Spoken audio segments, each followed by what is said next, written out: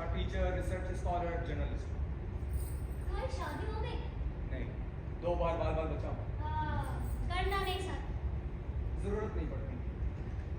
लड़कियों की या शादी की? असल में बात यह है कि अभी तक कोई ऐसी लड़की नहीं मिली जिसे देखकर दिल कहे कि हाँ यही है वो जिसकी तलाश है। अच्छा हुआ बेगम जान सो रही हैं।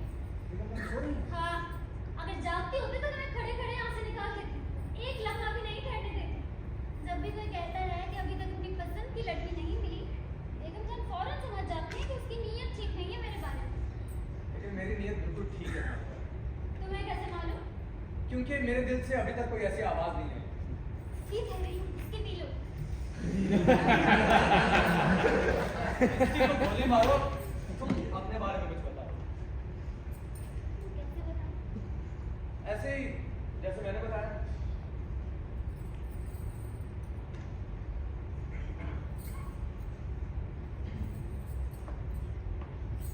नाम जरीना, माँ का नाम सुल्ताना, पैदाइश माउंट आबू, एजुकेशन दिल्ली, लखनऊ, अलीगढ़, बम्बई, पेशा नर्स, कैटरिंग, कमीनियन वगैरह वगैरह। अच्छा तुम बताओ कि तुम्हारी शादी क्यों नहीं हुई? मैंने तो बहुत कोशिश की मगर बेगम जान ने नहीं होने दी। उन्होंने भी बहुत कोशिश की। तो फिर? मेरे हाथों को मेहंदी रास नहीं आई। कम ऑन, सच सच बताओ। एक दो बार होते होते रह गए। वह क्यों गई? पहली बार जिससे होने वाली थी उसकी किस्मत में लीडर होना लिखा था। एक साहिब थे, एक बाल स्वामी। उनका ख्याल था कि वो हिंदुस्तान के कल्चर को बदल डालेंगे।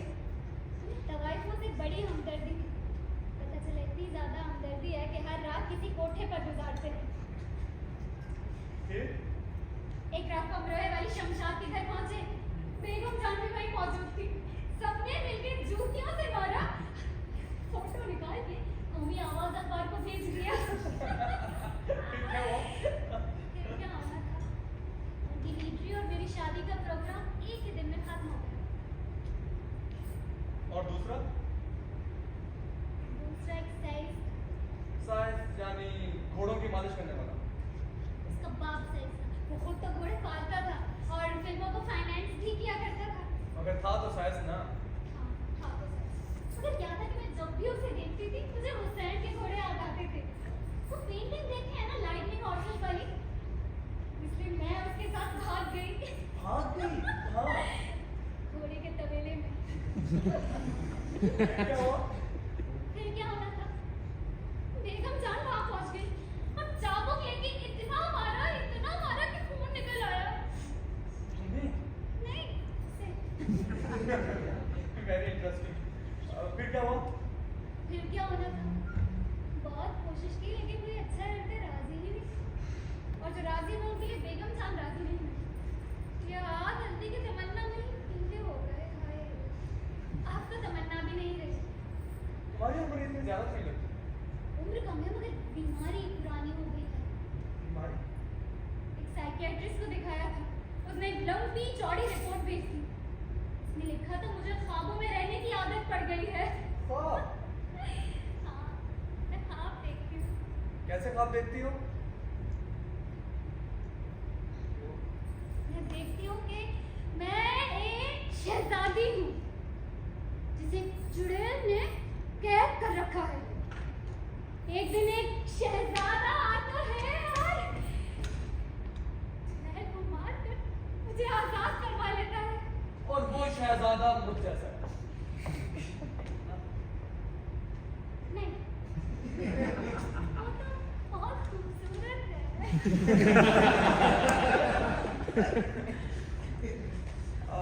तो बेगम जान ने जब रिपोर्ट पढ़ी तो फिर क्या कहा?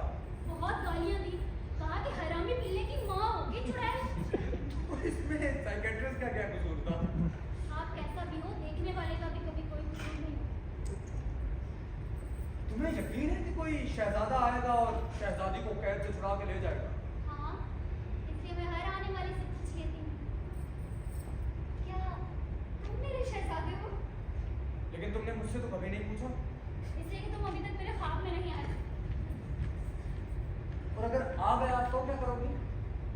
सब तुम ही को करना होगा। मैं तो कहती हूँ। मतलब मुझे चुड़ैल से मुकाबला करना होगा? उफ, नहीं, तो फिर? बताती हूँ। के अंदर कूदोगे तो मैं चांदी की मिसरी पर गुलाबी रेशम की गोलाई ओढ़े लेटी होंगी, मेरी आंखें बंद होंगी और एक लट मेरे चेहरे पर गिरी होगी, बिल्कुल ऐसे लेस के सफेद पर्दे हिल रहे होंगे और अग्नि से चांद की एक किरण डरते डरते अंदर आ रही होगी।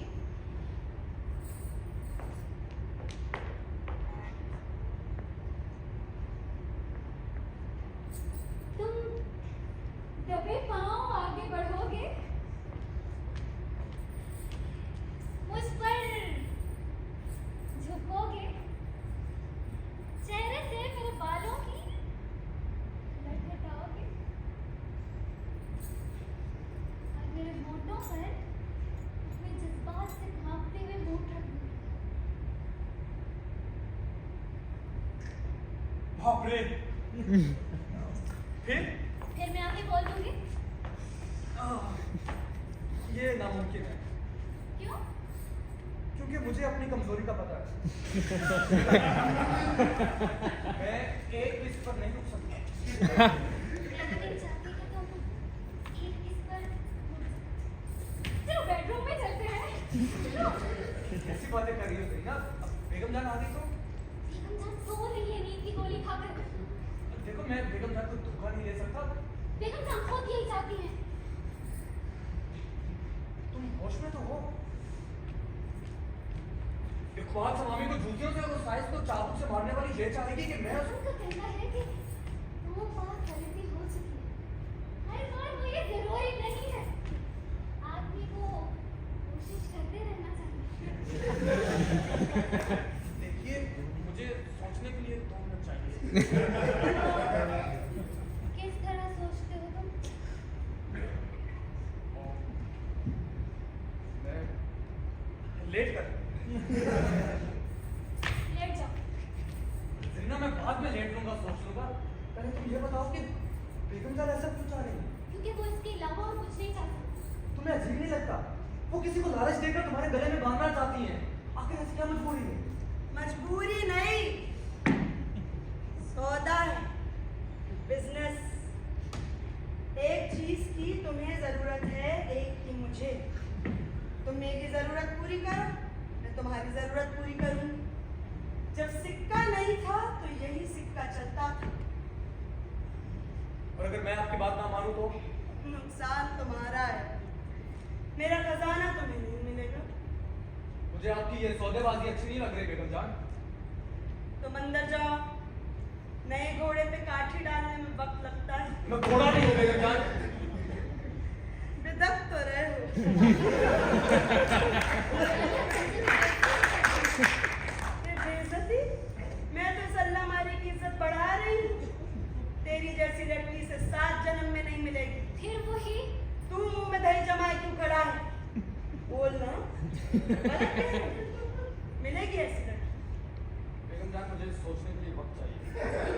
ये लेट कर सोचते हैं। बड़ी लंबी सोच है। सोचो, मैं फिर जाती हूँ। आजकल नींद भी अटकेलियां करने लगी है। जरी एक काम कर, कोई अच्छी किताब ला दे। जब तक हाथ में किताब ना हो नींद नहीं आती। क्या नाम है तुम्हारा? मालूम है, सोने के लिए हिस्ट्री से अच्छी और कोई किताब नहीं होती। खोलते ही नींद आ जाती है। अल्लाह, ऐसे सफेद झूठ लिखे होते हैं। लैला में भी क्या होंगे मियां? जरी जल्दी आना।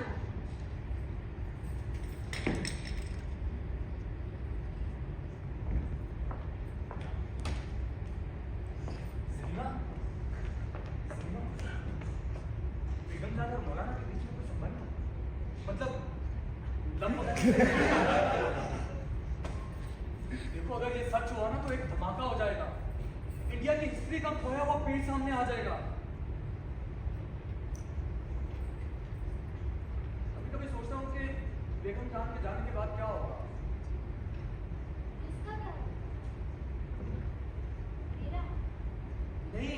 उन लेटर्स का? उनके जाने के बाद उनकी हर एक चीज मुझे मिले। कभी कभी एक शक होता है, शक? बेगम जान मुझे कहीं उल्लू तो नहीं बना रहे? बना भी सकती हूँ। बेगम जान ने बहुत सबको उल्लू बनाया है। तुम्हारी परेशानी बिल्कुल दुरुस्त है। पहाड़ कूदने पर चूहा भी निकल सकता है। हाँ, हो सकता है कि वो खत मौलाना के नाम हो, लेकिन एक खत उन्होंने मुझे खुद पढ़कर सुनाया था ज़बानी। बेगम जान को गई फसलें, दादरे, ठुमरियां भी जुबानी याद है। कोई सबूत कि वो खत मौलाना आजाद ही का है? सबूत? किसी के पास कोई सबूत नहीं है, किसी बात का सबूत नहीं है, लेकिन सबूत मानता कौन है? हिस्ट्री का यही तो कमाल है कि कोई इस पर शक नहीं करता और कभी नहीं पूछते कि वो किताब जिसे हिस्ट्री कहकर पढ़ाया जा रहा है वो सच्ची है या अल्फ लैला से भी ज्यादा झूठी, क्योंकि सच्चाई कहानी की खूबसूरती को मार देती है और हिस्ट्री है ही कहानियों की किताब। मैं नहीं चाहता कि सच्चाई बेगम जान की कहानी की खूबसूरती को खत्म कर दे, क्योंकि ये हिस्ट्री है और बेगम जान भी